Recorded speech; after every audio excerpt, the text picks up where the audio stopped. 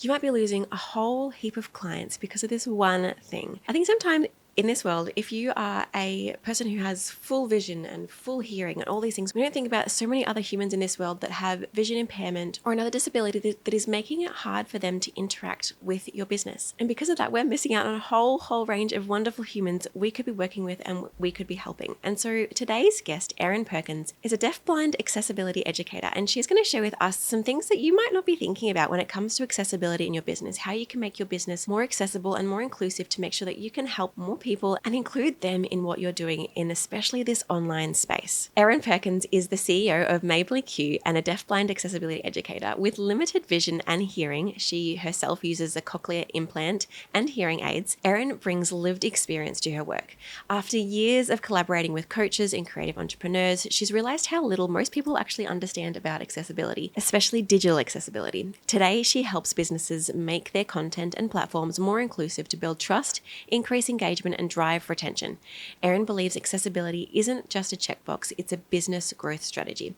So I'm looking forward to sharing with you Erin's tips today and insights as she shares a bit about her life and where she finds a lot of entrepreneurs are falling short with accessibility and some really easy, non-overwhelming steps we can start to take. I love Erin's approach to not making it feel like we need to do everything at once and you're a horrible person if you don't do this, but just taking little steps in the right direction to make sure that overall we can make it a more inclusive business and online space.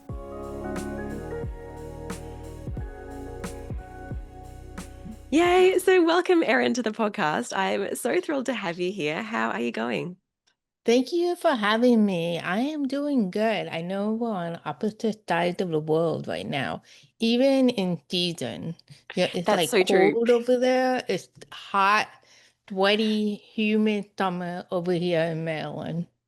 Like if you're not listening to the if you're listening to the podcast yet, like Erin's wearing a singlet and I'm wearing a jumper and I have the heater pumping quite strong. So yeah, we're very much polar opposites right now. Okay, I want to ask you a question now that I ask most of my audience, Yeah. all of my guests, and that is, what does an average day and life of Erin look like? Because I often love getting the behind the scenes of like when do people actually wake up and how do they actually live their day? And I think I'm more interested to hear your day as well, because it might be a little bit different to my own. So yeah, what does an average day in life look like for you? Yeah, so really, I usually get up between 6 or 7 in the morning, and it depends if my dog wakes me up or not. And all she does is she like runs in the room and just like barks at me, and I'm like, okay, I'm awake. And then I get dressed to take her out for a walk, and our walks are usually meandering because she does not like to walk. She just wants to smell everything. Right. So we're just walking around the neighborhood for about 30 minutes, and then I come back. I make my smoothie. I always have a smoothie every day for breakfast, even in the winter time. Wow. And then I go back out to do between 2 to 4 miles of walking because that's the easiest exercise I can do right now. It's low key. I usually get to my desk after showering about 10 a.m. I don't, sometimes my mentality is like you should be at your desk at 8 a.m., but it just does not work for me anymore. I'm like, I like the slow morning, 10 a.m. And then at that point, I'm checking my email.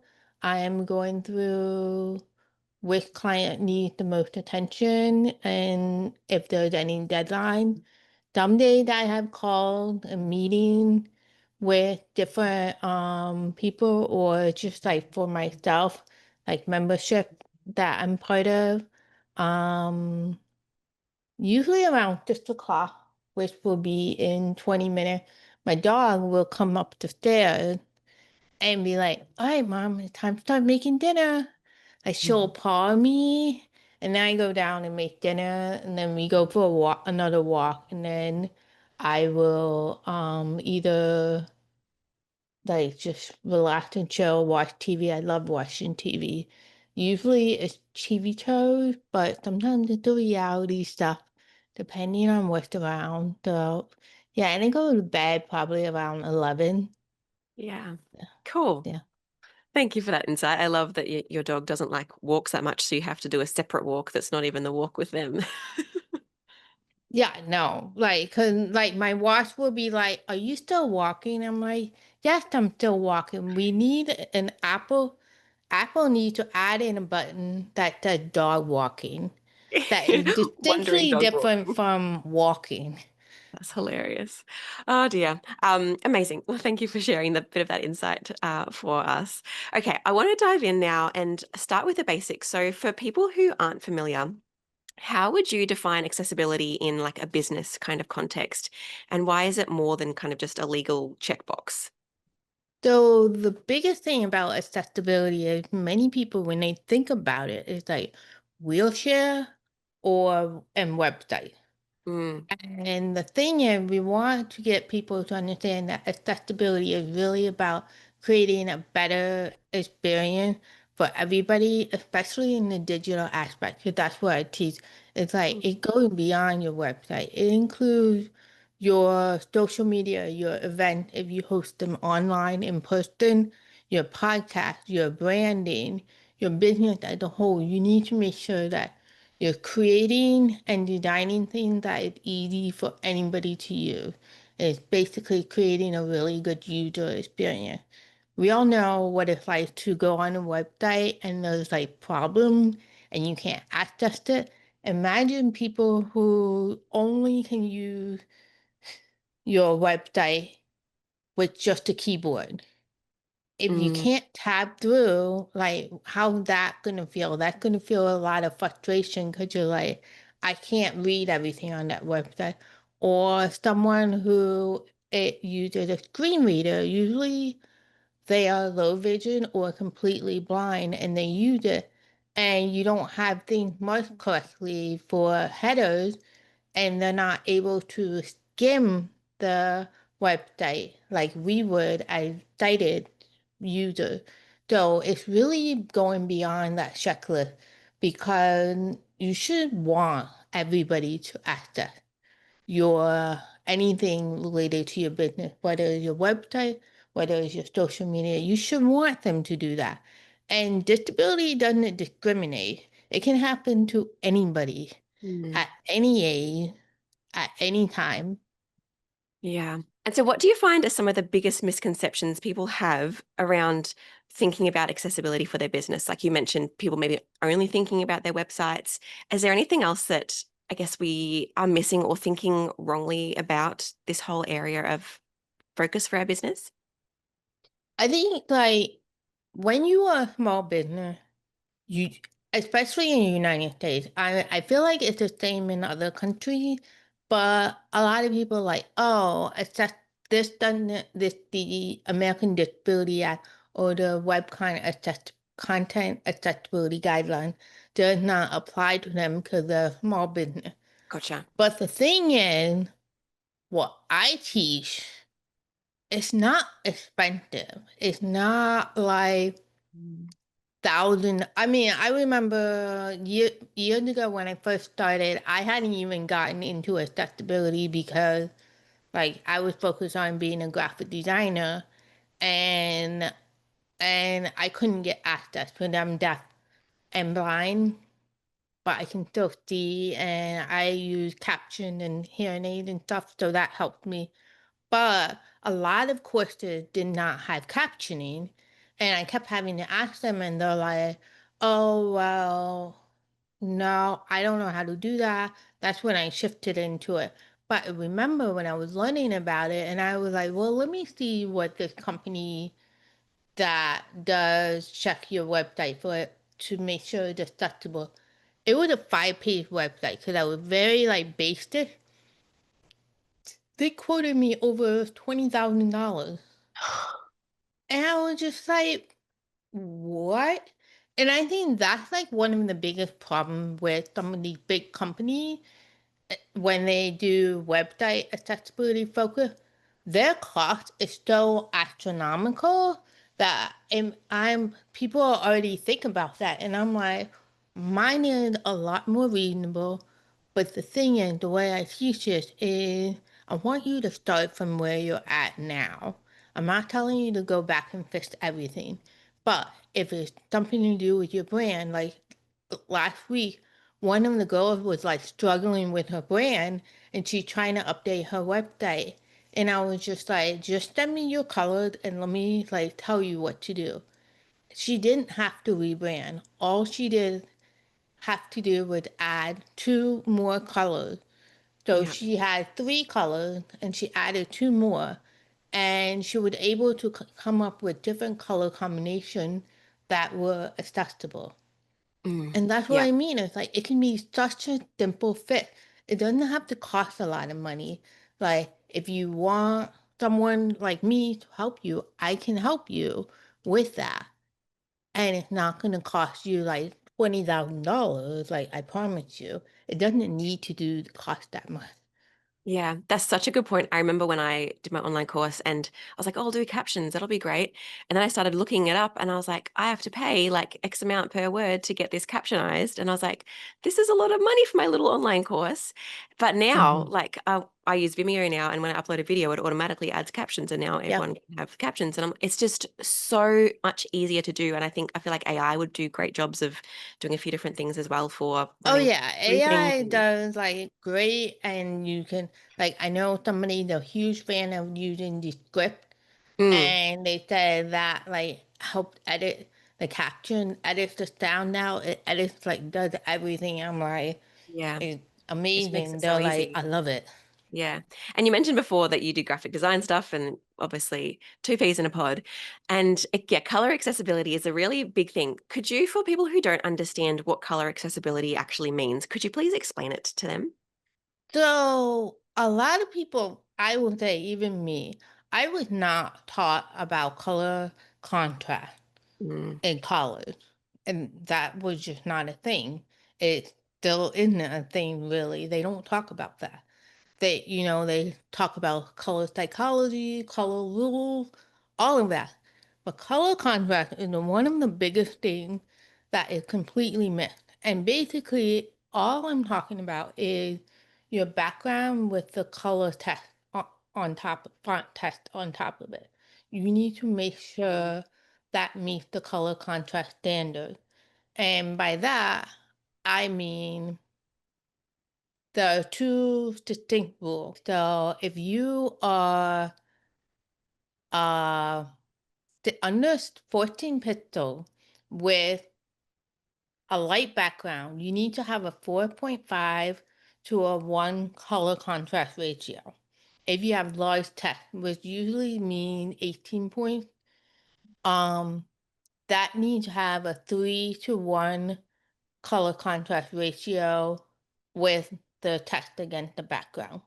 So that is actually something that is really important to make sure that people can read it. And the thing is, you need to actually use tools that there's so many tools out there that are free. mhm. Use them because you might look at something and you'd be like, oh, these colors look great together. And they do, but they don't meet the color contrast standard. And my brand is like an example. I love using my light pink with the orange. It does not meet the color contrast standard. Orange is one of the hardest colors to actually meet color contrast standard. It drives me bonkers. And Why I'm did you like, choose I'm it? obsessed with this. That's I classic. didn't. I actually paid someone to do my Oh, design, there you but go. it's one of the colors. So I just use orange as an accent. I just don't use it as a font color. Yeah.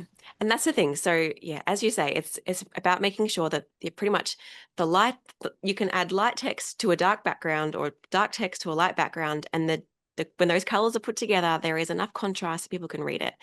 And Hmm. obviously, people with lower visibility are going to have more and more trouble to read those things. And so, like, I even find people don't even like I've got 20/20 vision, and I still find some people's graphics hard to read because they haven't done good enough contrast. So, let alone someone that's got poor vision, it's Yeah, like let's make sure that we're doing that color contrast because I find when people are designing, because they've literally just typed out the text, they're not checking if it's readable because they know what it says. They just typed it out. right.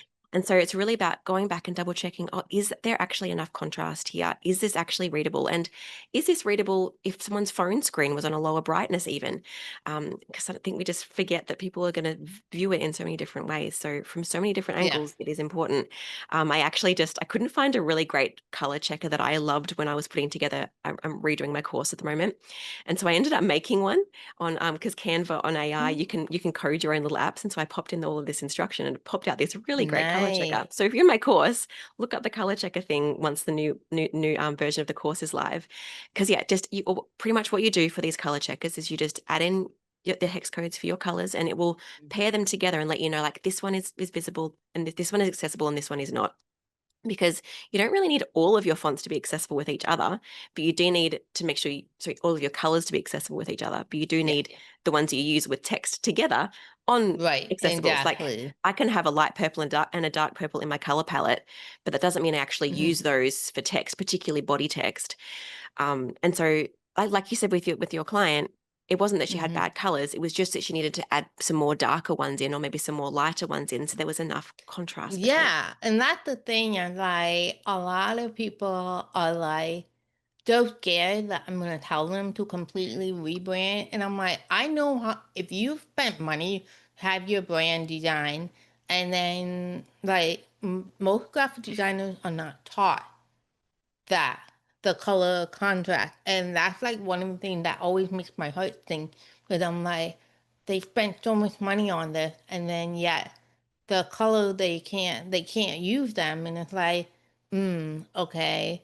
So that's why I try to offer them like, sure, let me show you how to use these colors while you can still have fun with them. Like one of my friends' brand had amazing colors. She had like a bright blue, a bright green, a hot pink, black, and white. And she can use a lot of them together. She can actually use the blue and the green together.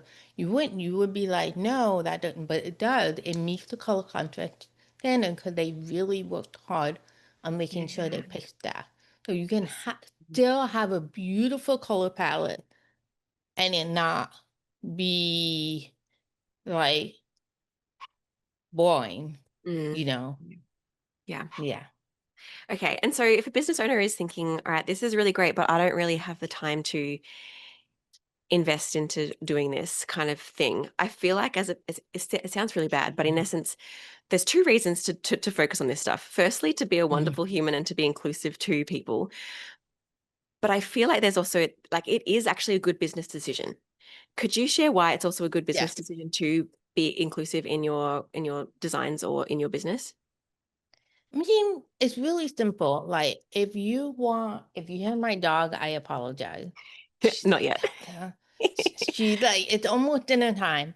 Um, uh, it's, I can't even say this anymore because, like, clearer than this, it is a good business decision because what happens if you become like disabled? It's gonna affect you. People invest in people and brand. They don't just invest in brand. They are invested in brand that actually really care about people. That's what I feel like today's society is about. Is like people are much more if they buy into a brand, they're gonna buy into the whole thing. So like you want to be that brand that the people are like, oh, they're doing everything to make sure they're inclusive all the way through. That's just common sense. Yeah, that's so true.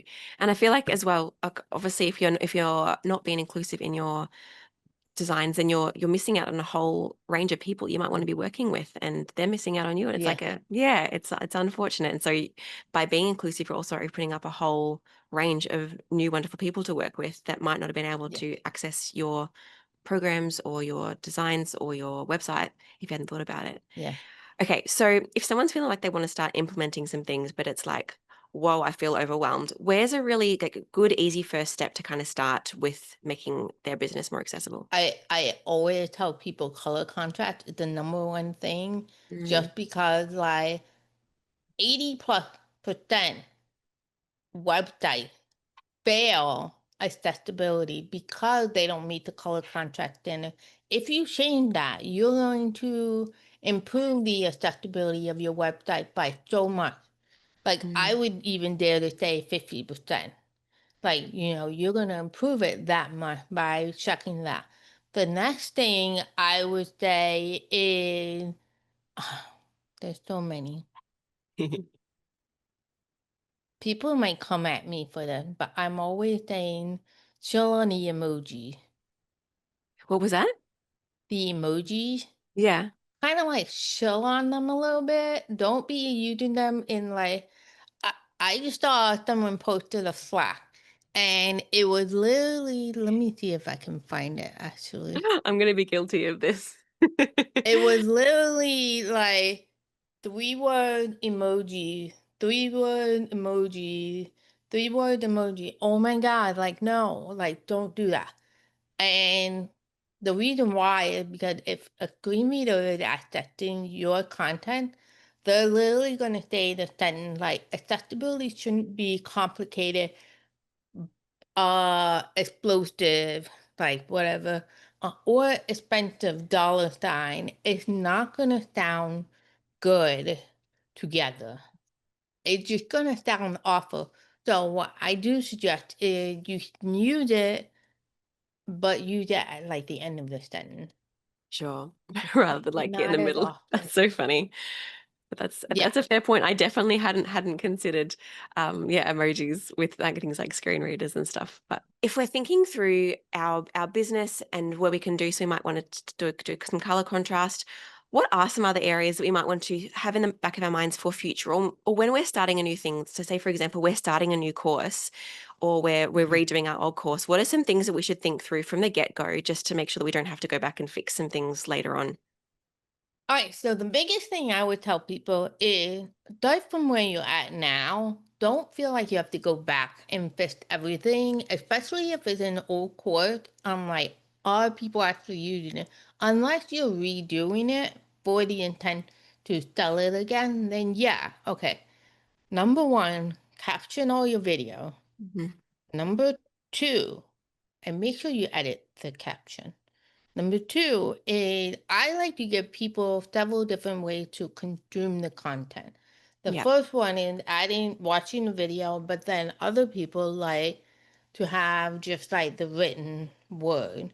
So you can either just provide the transcript separately, like have that, or you can do like a write up that is really reflective of what's in the video. Because, like I'm a millennial, I'm a Daniel.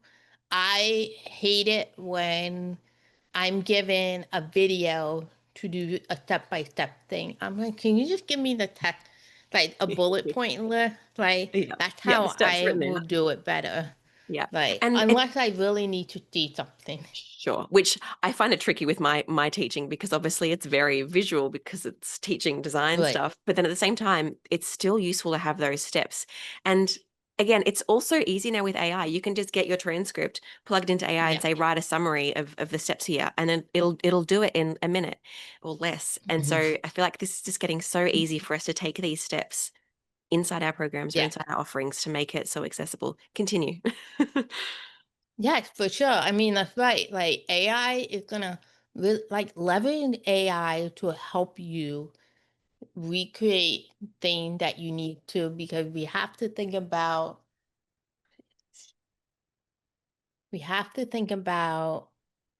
how people learn. Not Yeah. everybody learns the same way. People learn different ways. Visual, auditory, um, watch by doing at the same time. Those are all the different ways of learning. So how do you apply that in your course? By providing a video, by providing a step-by-step instruction, by providing an actual transcript. Like for me, like if I'm listening to a podcast, I would rather just read the transcript. But it Mm, needs to be cleaned up yeah. and knowing who talking word by word, like each speaker. Because Yeah. if you leave it to auto transcript, it doesn't always tell Doesn't me who's work. speaking. Amazing. So yeah, creating those different versions of adding transcripts, adding like yeah, a summary, having captions, obviously having good at color accessibility within those programs. Is there anything else, or is that like a really good summary? No, I feel like that's a great summary. Yeah. Okay. I want to ask you now about social media. What are some Okay. ways, if we want to kind of really like level up our accessibility in social media, what are some things we should make sure we're doing? So the biggest thing is if you are creating a graphic in Canva and you have text inside that graphic, you need to make sure that text is also in the caption itself. Yeah. A lot of people don't do that. They'll just be like the graphic and then they put something completely different in the caption. And I'm like, but if you're somebody that cannot read the graphic, you might have the caption will be read out loud and it doesn't provide you that connection point to what the graphic is that you miss that so much. But Yeah. and that's for like the impulse feed. For story that has been very tricky, Mm, but people when you caption your video, make sure they're actually readable. Like one thing I've noticed, somebody did a reel for a podcast. And what they did was one word at a time flashing as they spoke. I literally couldn't keep up because I was like, I can't even remember what the previous word was. And I'm not listening to the audio, so I can't like connect the dots. yeah. So I always like keep your caption short, but like 4 to 5 words per line so that it's actually readable and make sure it's on a background of some sort. Because I know people like to just like keep the caption so that you can still see the background, but sometimes you can't even read it because the Yeah. contrast is not there. Yeah. Yeah. So always checking that contrast. It's so Yeah. important. Yeah, and adding backgrounds to your captions is helpful. And yeah, it's so easy to add captions to your stories. It's so easy to add captions to your reels. It's so easy to add captions to so many things these Hmm. days compared to like 10 years ago. It would have been near impossible. For So I real. love that how easy it is. I hadn't thought about that one properly around having when you have text on your graphic versus having the text in the caption. Because from a marketing perspective, Most people don't. no, Most because people from a don't. marketing perspective, I don't want to waste my valuable audience's attention on restating what they've just read in the graphic because they're probably not going to reread that and then they'll probably just zone out. So I'm trying to think from a strategy perspective how I can make sure that I can do both. Is it good if for example, I don't want to have the exact same text in the picture as I do as a first line of my caption because from a Well, marketing what you perspective, can people aren't going to do click. So what's your is tip? if you have a different sentence and then below that or in the first comment, put in image description Yeah. and Yeah. write those words out. Like you Yeah. can say ID col- colon and then write exactly what was in the graphic. That's Yeah. like That's how you perfect. can do that if you don't want to like mess with your like Yeah. actual caption. Like I Yeah. totally get that though. Yeah. I love that. So for everyone listening, putting that image description, is that what it stands for? ID, image description? Yeah. Yes. Hmm. And then and then you can add in, I notice people add in other stuff too, like if there's a photo in there, they might describe the photo in that image description. What kind of stuff do Yeah. you love to see in that image description? I honestly I want to keep it simple. Like don't g- n- the people that disagree with me, but to me it's like share what is relevant Mhm. to the content that you're talking about. Yeah, Like I don't necessarily think it's that important to be like, oh, we're using blue text. sure. But other people want that. So Yeah, so don't quote me on this. I think it just needs to be detailed that is relevant yeah, to what you're trying to market or whatnot. Like yeah, so. yeah. No, that makes sense. So I think that the key thing would then be that text that's The on it. only reason why I say that is because I feel like we're in the information overload era. That's why Mhm. I don't like think it as important to include like, if I took a picture of what I'm looking at now, Like I have a wallpaper in the background with my Mabely Q logo, and it's light pink with orange logo. That's not relevant. It's I mean, I found that quite interesting. I'm like, you have wallpaper with your logo on it? I need to step it up. I do. It's very cool. That's amazing. Okay, so as we finish up, do you have any like final tips, or like if you were to just have like a dream vision of what you wish most businesses would just get for this topic, what would you love to communicate to them? I wish people would understand that accessibility is literally part of your business foundation. Mm, It is really part of everything that you build so that as you go forward, as you may start making 7 figures, 9 figures, $20 million, whatever. I hope you get that list and you share that wealth.